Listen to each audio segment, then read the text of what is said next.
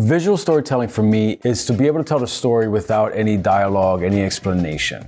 How much of this can I tell with pictures, and how much of it absolutely needs the words to explain what's going on? And there are times when you do need that.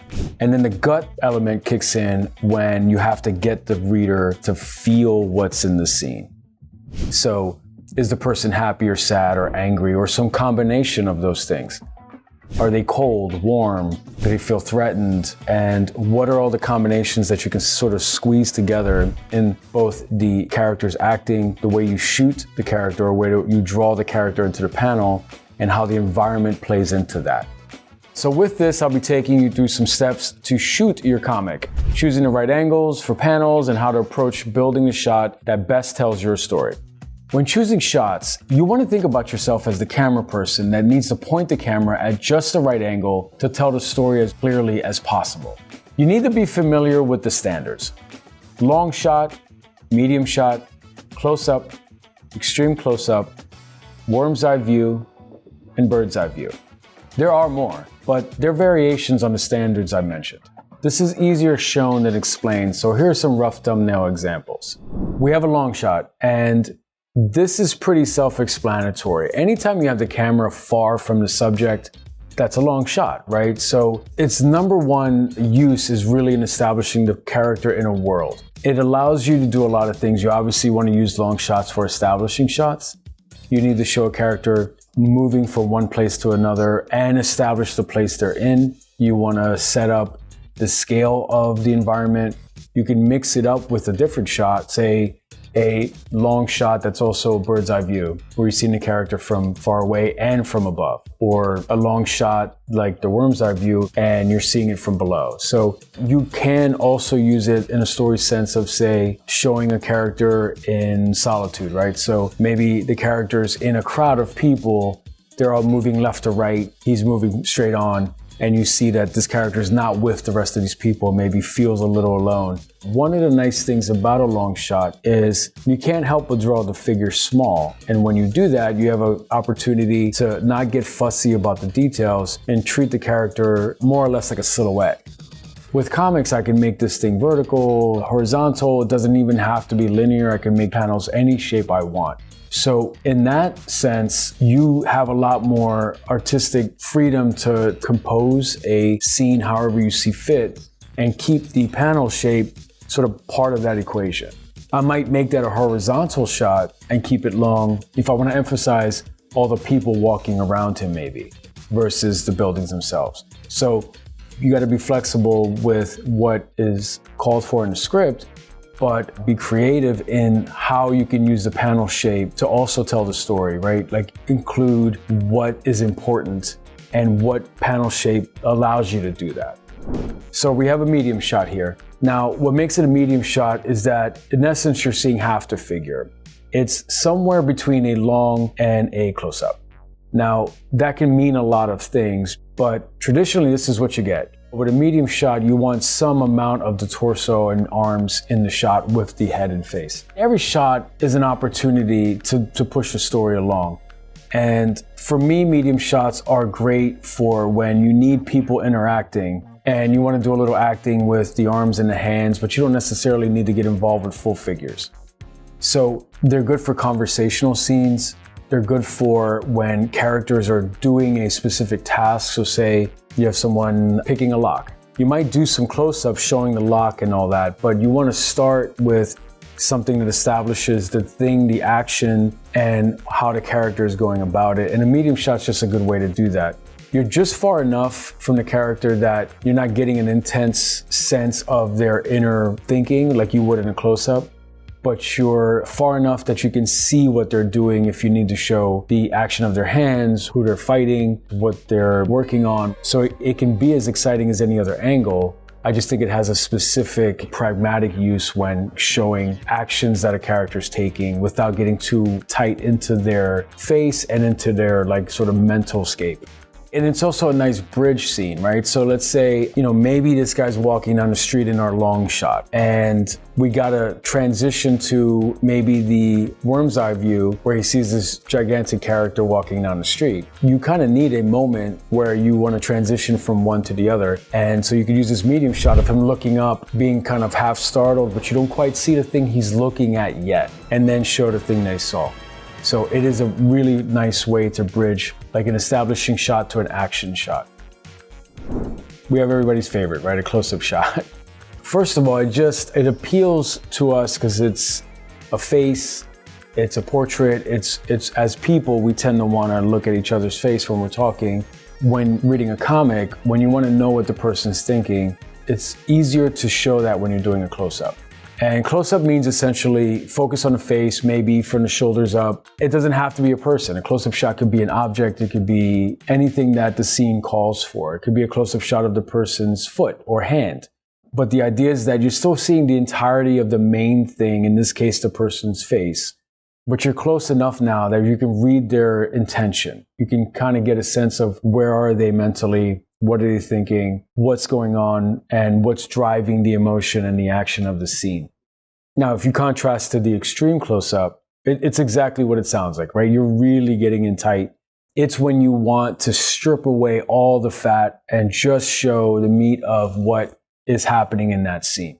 In my opinion, these extreme close-ups should be used really sparingly. It's for when you really have a pivotal moment where you want to really look, in this case, look deeply in someone's eyes and get a sense of, this is like a big moment that I need you to really, really focus on. By going that close in, it also builds a kind of tension between you and the reader, right? If you were standing next to someone, it's normal to see their whole face. If they're so close to you that you're only seeing their eyes, like, something's about to go down, right? So something's happening and it's probably extreme. So you want to not use these things as often as close-ups or medium shots. Even close-ups are something you want to sort of sprinkle in, not use all the time. That doesn't mean you can't have a page of just close-ups or extreme close-ups if that story calls for that. But you want to limit how many times you do that, because it's my opinion, it takes you out of the story. If you're always just staring at an extreme close-up or a close-up of someone's face, you can only do that for so long before you don't have a sense of where they are, what's going on. If you don't establish where they are and who they're with and who the conflict is with, and it's just all a series of close-ups, there's no story, Let's say you have $1 in your pocket to shoot a comic book, and every panel costs you something. And your extreme close-up is maybe, 35 cents. Close-ups are like a quarter. Maybe a long shot is like a dime. The medium shots are like a nickel, and you got to budget accordingly. And so you wouldn't use them all the time because you blow your budget. So, be really, really choosy when it comes time to use close-ups and extreme close-ups. We have a low angle and a worm's eye view. You can kind of think about it like the camera is pointed straight at the character you're drawing. And that camera can go up and down. So if it's really close to the ground, then it's a low shot, but you're not getting the kind of distortion you would if you then tilted that camera further underneath the character. The worm's eye view is where you get that distortion. It adds that third point of perspective where you're pointing the camera upward. So that's a distinct difference between the two. And both of them are effective in different ways, so you want to really think about why you might use one versus the other. An example might be if you were telling a story from a chipmunk's point of view, right? And you want to lower the angle so that you're getting a sense of all the stuff that the chipmunk sees. The worm's eye view, now you add this element of distortion, right? So now it's the chipmunk not observing something from a distance, but now it's like right up on it, looking up at it, right? Is this thing gonna step on me? Is something gonna fall on me? So it can add an air of danger to certain shots. It can make the character you're looking up at look more intimidating or heroic or just big. One puts some distance between you and the subject, and one puts you right in the mix. High angle, bird's eye view. So high angle, camera's essentially straight, pointing at the scene. Bird's eye view, now the angles of the camera is such that it's pointing down at the subject.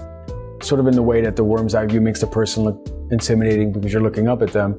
By looking down, the character can look more menacing and bulky, and you also get this kind of security camera sense of like, I just caught this person maybe doing something kind of scary.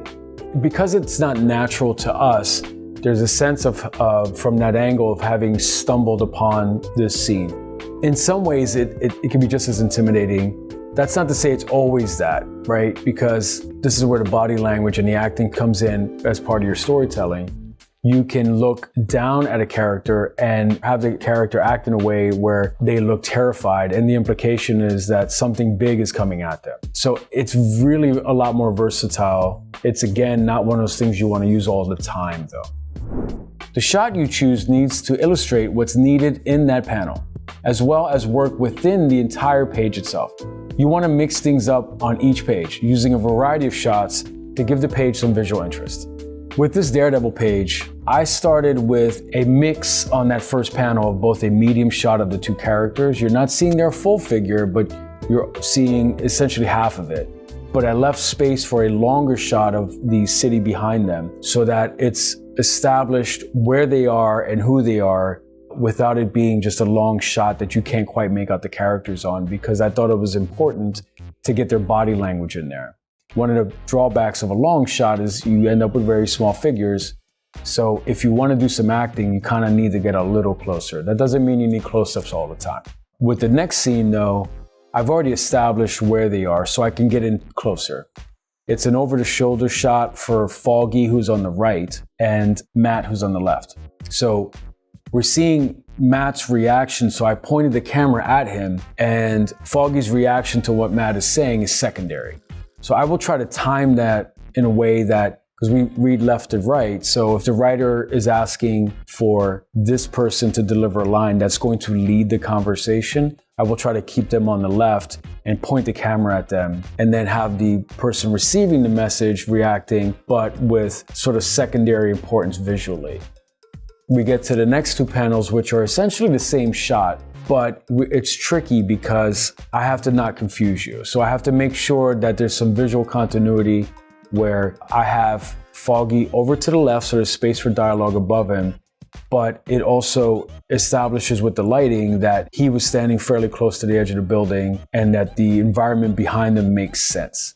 Also, by having him looking to the left, he's physically looking away from where Matt is on the very next panel, and then Matt has his back to them. So it was a subtle way of using the camera work to show that these guys are at odds, right? They literally have their backs to themselves. Although physically, we see in panel 2, they're side by side. In fact, they're kind of facing each other. But we can move the camera around in a way to show that they're not on the same page. These guys are having a tough conversation here. And then the payoff is the last panel where Matt's blown up, and you see it in his body language. And then I've dropped out all the background because I've established it enough in the first 2/3 of the page that it's okay, I think, here to just focus on the figures. And I can get away with that because I've done so much of the foundational work on the first few panels there.